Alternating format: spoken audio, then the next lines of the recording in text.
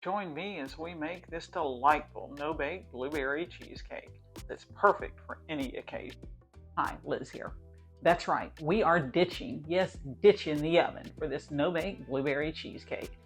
Minimum effort, maximum blueberry flavor. Let's get started. But first, please like and subscribe. Let's start by grabbing a large or medium mixing bowl and adding 2 8-ounce blocks of softened cream cheese. Try to use softened cream cheese, it combines so much easier.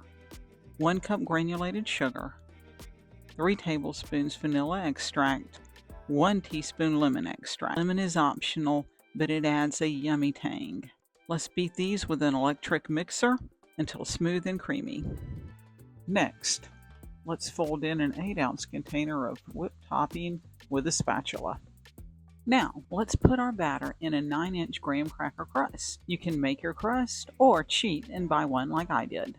Lastly, let's top our cheesecake with blueberry pie filling. You can use a 21-ounce can from the store or use 2 cups of homemade pie filling.